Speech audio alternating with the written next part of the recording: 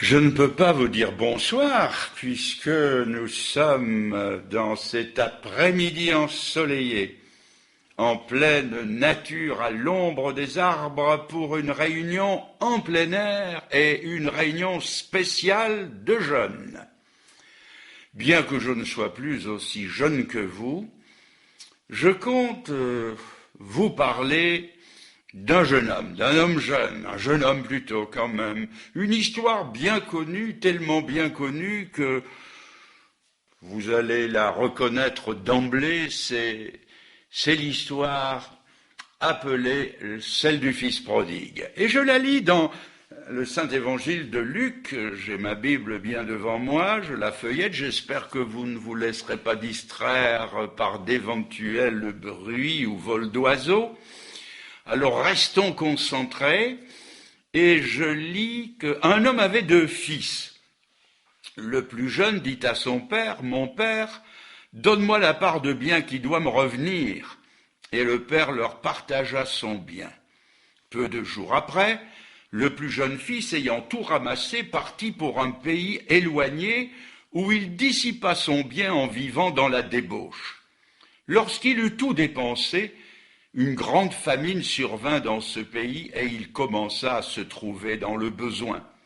Il alla se mettre au service d'un des habitants du pays, qu'il envoya dans ses champs garder les pourceaux. Il aurait bien voulu se rassasier des carouges que mangeaient les pourceaux, mais personne ne lui en donnait. Étant rentré en lui-même, il dit « Combien d'ouvriers chez mon père ont du pain en abondance et moi, ici, je meurs de faim. Je me lèverai, j'irai vers mon père et je lui dirai « Mon père, j'ai péché contre le ciel et contre toi, je ne suis plus digne d'être appelé ton fils, traite-moi comme l'un de tes serviteurs. » Et il se leva et il alla vers son père. Comme il était encore loin, son père le vit et fut ému de compassion. Il courut se jeter à son cou et l'embrassa. Le fils lui dit « Mon père, j'ai péché contre le ciel et contre toi. Je ne suis plus digne d'être appelé ton fils. » Mais le père dit à ses serviteurs, « Apportez vite la plus belle robe et l'en revêtez. Mettez-lui un anneau au doigt et des souliers aux pieds. Amenez le veau gras et tuez-le. Mangeons et réjouissons-nous, car mon fils que voici était mort et il est revenu à la vie. Il était perdu et il est retrouvé. » Et ils commencèrent à se réjouir.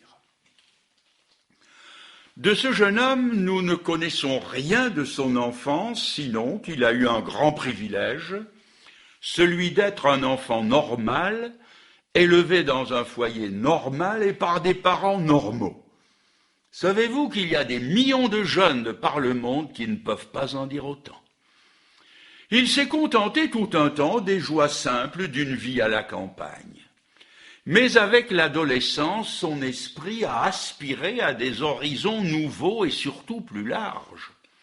Son monde à lui est vite devenu trop petit et il s'est proposé de l'agrandir. Comme la petite chèvre de Monsieur Seguin s'est mise à rêver à la montagne où l'herbe était fine, savoureuse, dentelée, lui aussi s'est mis à rêver d'un pays lointain où tout devait être tellement mieux que son ennuyeux terroir. Comme la bonne herbe du pré devenait de plus en plus fade à la Blanchette, tout à la maison commença à manquer de saveur. Pour lui aussi, les plus belles histoires de la Bible qui avaient enchanté son enfance, Noé construisant son arche, Daniel dans la fosse aux lions, les 3 jeunes gens dans la fournaise, ou David terrassant le géant Goliath, tout cela lui parut fade. Et comme la petite chèvre, il se mit à voir une longe, une chaîne partout. Monsieur Seguin avait beau allonger la corde un peu chaque jour, elle était toujours trop courte à ses yeux. J'ai connu cette jeune maman moderne et émancipée, qui élevait ses 2 fillettes avec une liberté dont peu d'autres enfants jouissaient, et qui s'est cependant entendu dire par elle « Mais maman, tu nous élèves comme au Moyen-Âge ». Pour lui non plus rien ne lui allait. Il ne pensait et ne vivait plus que pour son Eldorado qui seul était censé lui apporter le bonheur. Les anglo-saxons ont un proverbe qui dit « Les collines éloignées sont toujours plus vertes ». Mais il y a deux façons de regarder la vie. Soit comme un adolescent qui voit la vie comme un long ruban bleu ensoleillé, où tout est bien, où tout est beau et dégagé de toute contrainte. Ou bien comme un vieillard qui dit « Je suis parti hier, je voyage aujourd'hui, j'arriverai demain ». Lorsque le patriarche Jacob arriva en Égypte, il avait 130 ans.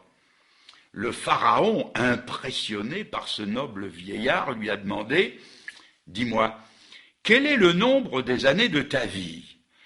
Et Jacob lui répondit « Le nombre des années de ma vie ont été peu nombreux et mauvais. » Beaucoup ont pensé tout bas ce que quelqu'un a dit tout haut.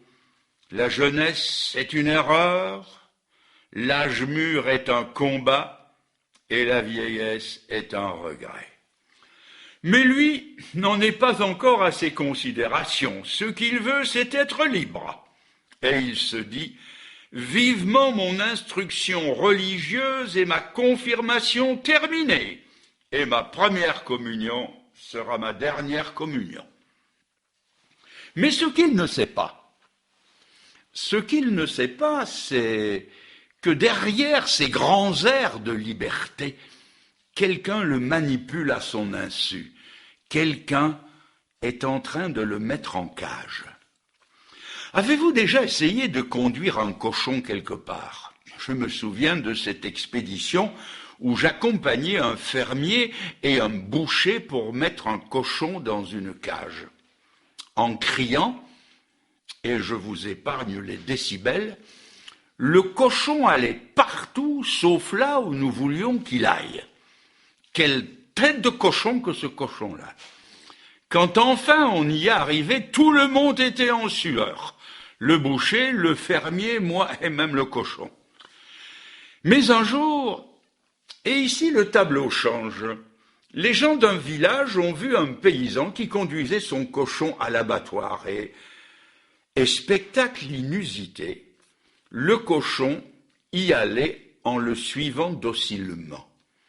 En regardant de plus près, on s'est aperçu que le fermier tenait un petit sac sous le bras et que, de temps à autre, il laissait tomber quelques grosses fèves par terre. Et ainsi notre cochon, de haricot en haricot, s'en allait goulûment à l'abattoir.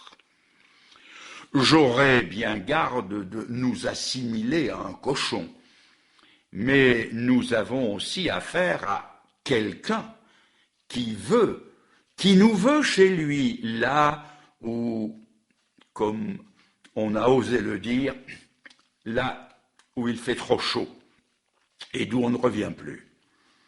Lui aussi nous jette en pâture autant de fèves qu'on en veut, pourvu qu'on atteigne sa destination maudite.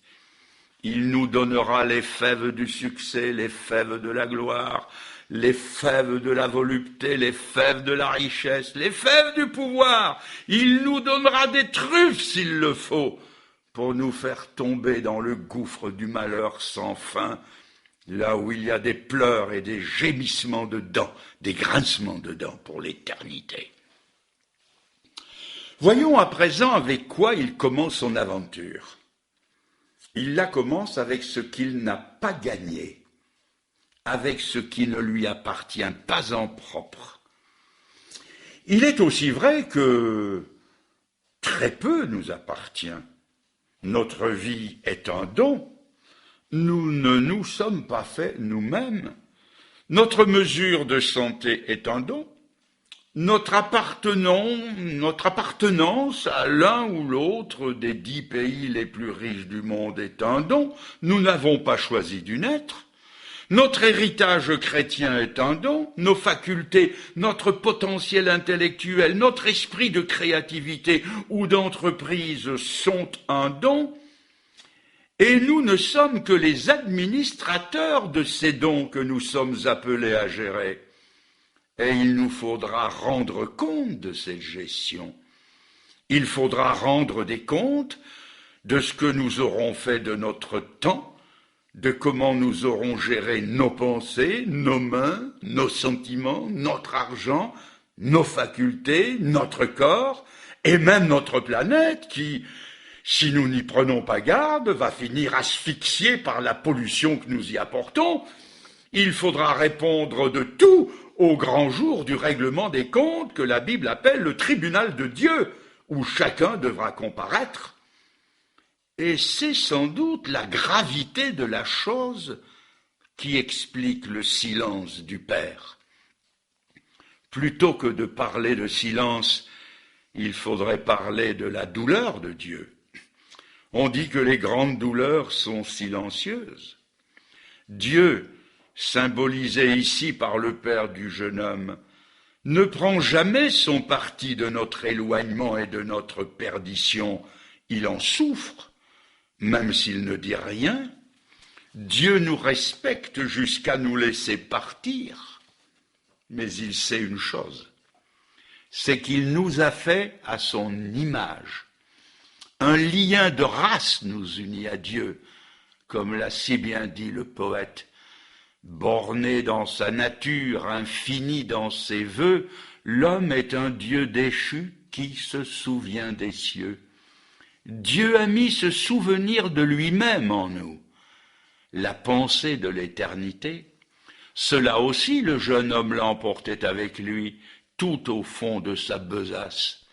Et quand il touchera le fond, il y trouvera le portrait de son père. Je garde le souvenir de cette période agitée de ma vie où, au fond de ma valise où je l'avais enfui, j'ai retrouvé le portrait de mon Père céleste. C'était un dimanche. J'avais sauté l'heure d'un culte évangélique où je me rendais parfois pour apaiser ma conscience torturée par mes échecs à répétition. J'avais bu plus que de raison et je me suis laissé entraîner dans la ville voisine, dans l'un de ces endroits où des Nord-Africains règlent leurs comptes en jouant du couteau. Très tard dans la nuit, je suis rentré en titubant sous l'effet de l'alcool. Mais chose étonnante, mes pensées, cette nuit-là, étaient d'une rare lucidité. Je me suis pris en dégoût et je me suis dit qu'un animal ne descendrait pas si bas. J'étais descendu au niveau de mes cochons et j'ai su ce soir-là qu'à moins d'une intervention de Dieu dans ma vie, tout était perdu pour moi. Et ce fut d'ailleurs la dernière fois.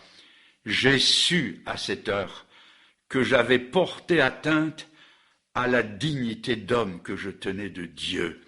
C'est là que j'ai touché le fond de la besace dont je viens de parler, et c'est là que j'ai retrouvé le portrait de mon père. Mais, en attendant, le pays éloigné correspond assez bien à l'image qu'il s'en était faite, à sa boum, autrement qu'à la maison. Ai-je été assez fou de ne pas en profiter plus tôt, et il puise sans compter dans son capital physique, son capital psychique, et dans son capital tout court. Il s'amuse comme un fou et rentre le soir avec le cœur tout plein de vide. Il s'aperçoit que pour être heureux, il doit toujours augmenter la dose, toujours doubler la mise. Son nouveau bonheur est à ce prix. Il évite d'être seul. Il lui faut quelqu'un avec lui parce que quand il se retrouve seul, ses comptes ne tombent pas justes. Il y a un manque quelque part.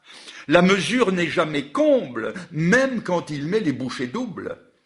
sa bourse aussi se creuse, comme se creuse le fossé qui le sépare du bonheur.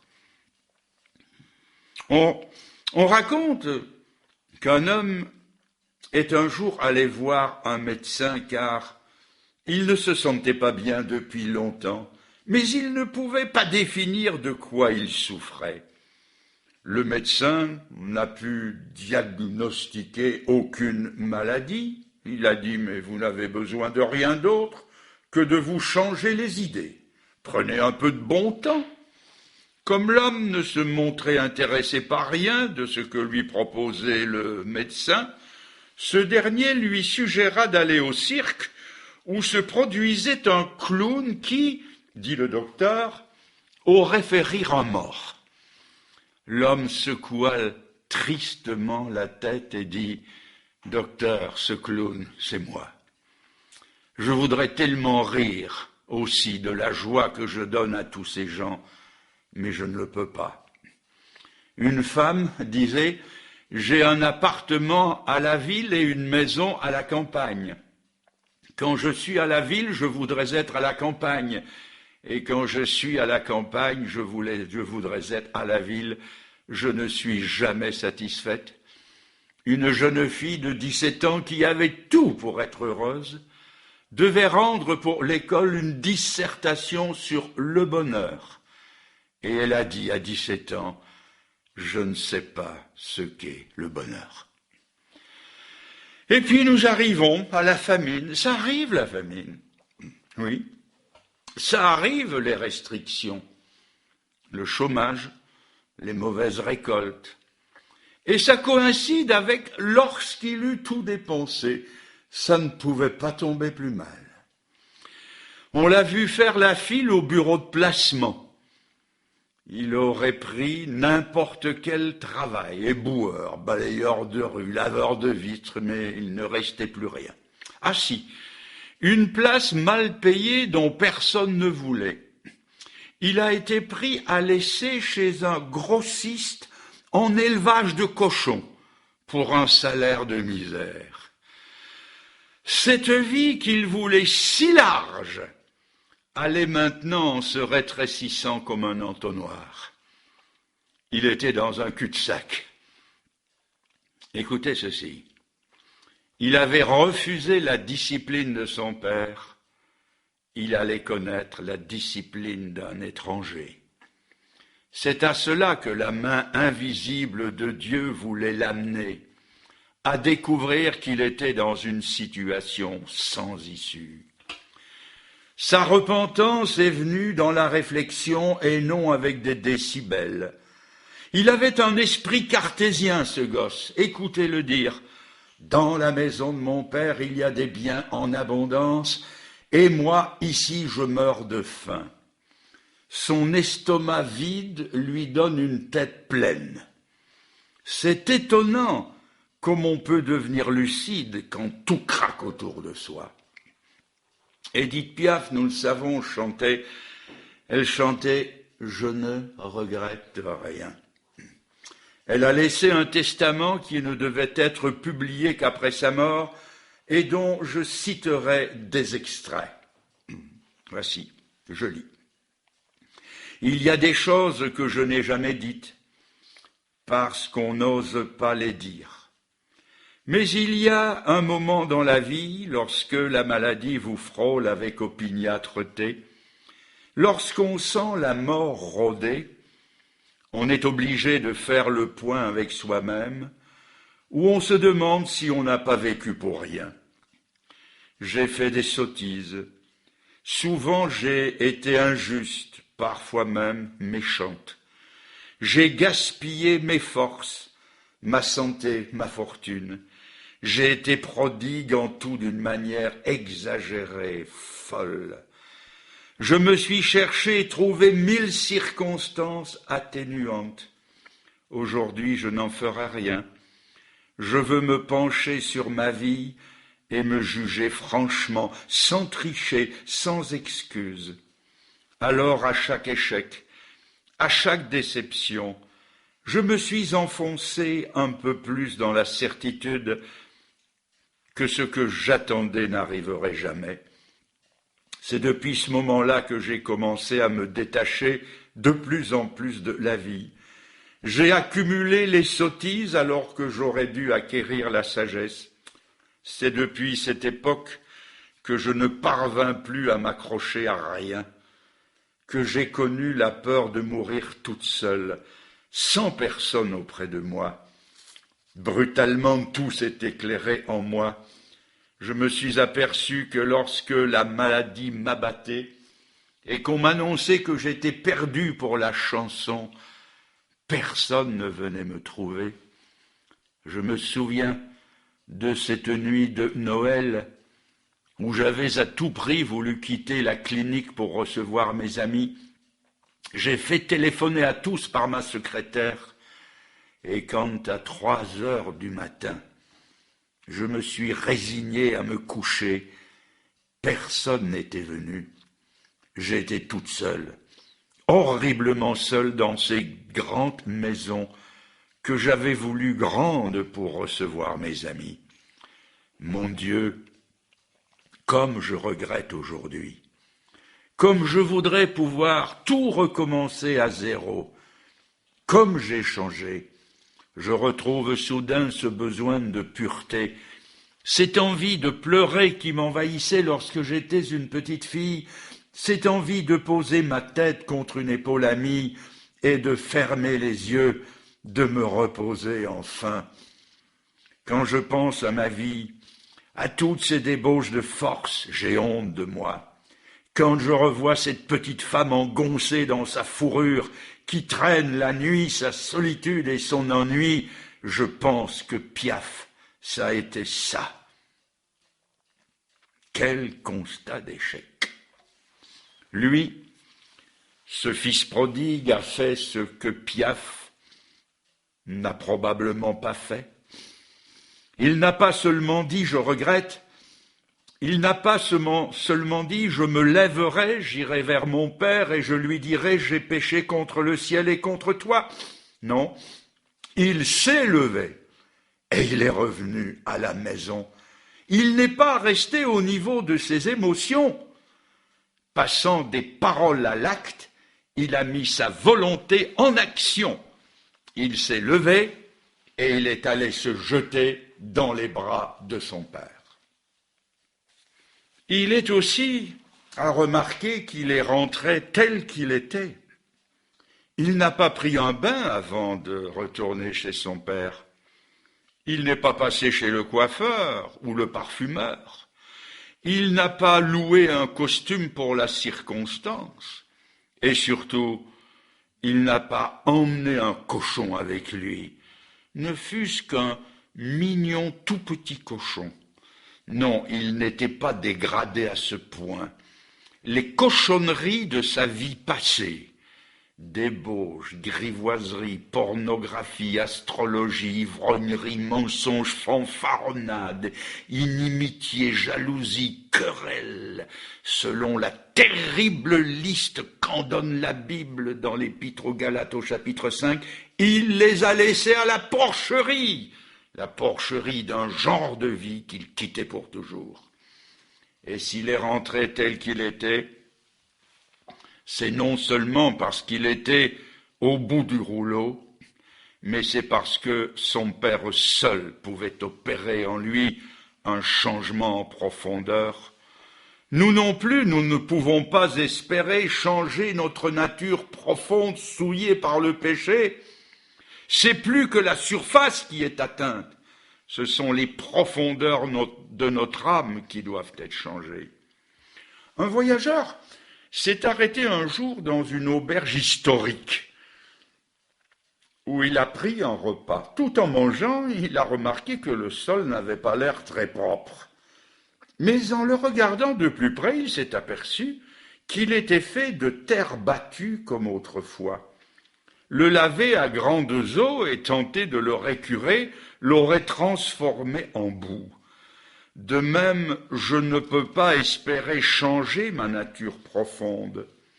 C'est plus que la surface qui est atteinte, c'est la texture même de mon âme qui doit être changée, qui doit être refaite. Et Dieu seul possède le secret d'une telle transformation. Nous devons lui faire confiance. Il faut la foi, la confiance pour se laisser faire par lui. Mon estomac peut dire comme ce jeune « j'ai faim ». Ma raison peut dire « dans la maison de mon père ».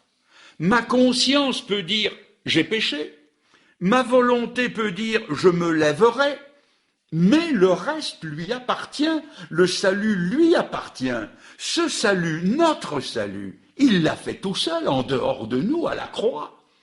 Ce sol d'auberge qu'est notre âme, non récurable, car plus on essaie, moins on y arrive.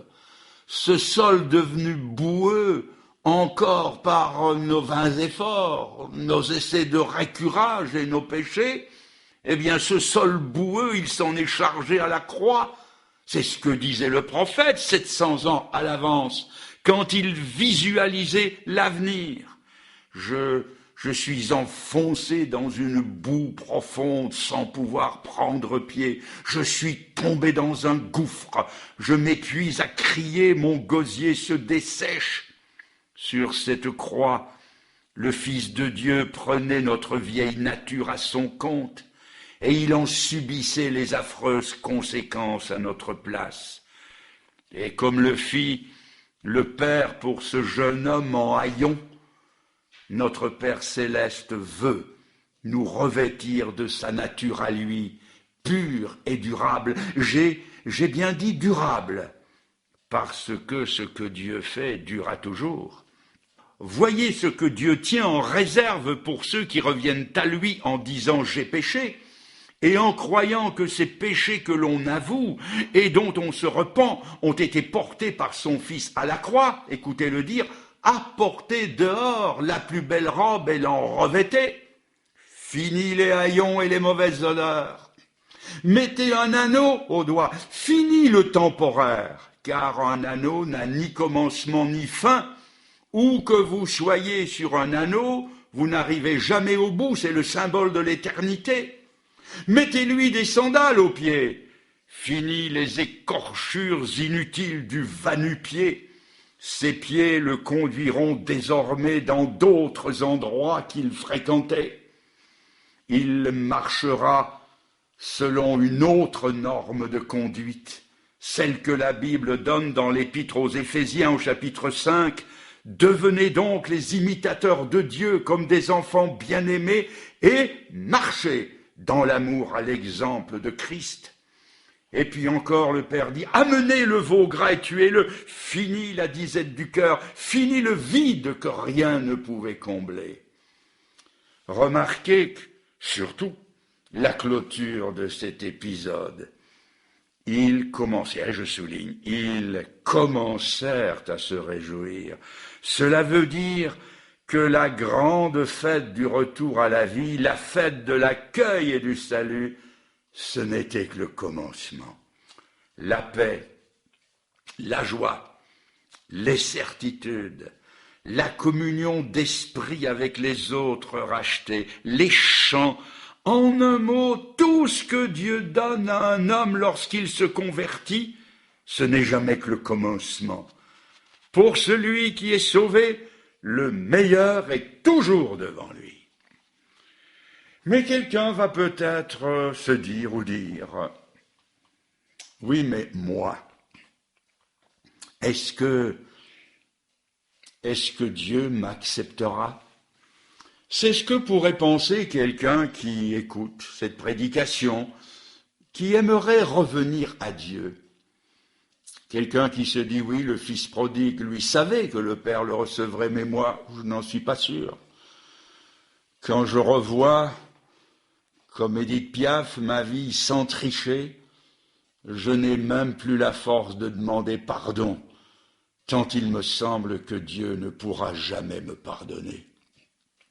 Voici quelques années, un jeune homme révolté s'était pris d'une violente querelle avec ses parents. Il quitta la maison en jurant qu'il n'y remettrait plus jamais les pieds. Et c'est ce qu'il fit.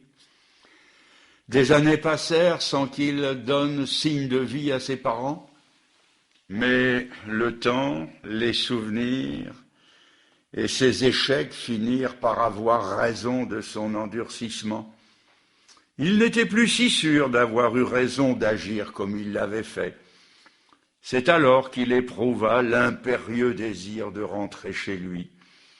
Et dans le train qui le ramenait au pays, il fut pris d'une émotion tellement visible qu'un voyageur qui était dans le même compartiment s'approcha et demanda ce qui n'allait pas et s'il pouvait faire quelque chose pour lui. Le jeune homme lui raconta son histoire et il ajouta « J'ai écrit à mes parents que s'ils voulaient encore de moi, je rentrerai. Et comme la ligne de chemin de fer passe au bout du jardin, je leur ai demandé de pendre un linge blanc bien en évidence sur un des arbres au fond du jardin. Monsieur, nous approchons de l'endroit et je n'ose pas regarder par la fenêtre de peur de ne pas voir de linge accroché à l'arbre. Le voyageur s'offrit à regarder à sa place et, arrivé à l'endroit, il lui cria « Venez voir, il y a un linge blanc sur tous les arbres du jardin !» Pour être bien sûr que leur fils ne manque pas le signal, ils avaient couvert le verger du signe convenu. C'est aussi ce que Dieu a fait. Pour nous dire qu'il nous aimait et qu'il nous attendait, il nous a donné le plus grand des signes. Sur le bois de la croix, il a laissé attacher non pas un linge blanc, mais son propre fils. C'est ce que la Bible dit. Dieu a tellement aimé le monde qu'il a donné son Fils unique afin que quiconque, c'est-à-dire n'importe qui croit en lui, ne périsse pas, mais qu'il ait la vie éternelle. Cette phrase, vous la trouverez dans le chapitre 3 et au verset 16 de l'évangile de Jean. C'est l'appel, l'ultime appel de Dieu pour vous, à une repentance sincère comme celle de ce jeune homme dont nous venons de parler. Ajoutez la foi dans la promesse qu'il vous fait de ne pas périr éternellement, mais de vivre à toujours pour lui et avec lui. Et en terminant tout à fait cet après-midi, recueillez-vous quelques secondes et dans une prière intérieure, du fond du cœur, dites à Dieu, et vous pouvez répéter ces quelques mots que je dis lentement, les dire à Dieu comme s'ils étaient les vôtres. Dites-lui, ô Dieu, je reviens à toi maintenant. Je te demande pardon. Je te demande pardon pour le mal que j'ai fait et pour t'avoir offensé.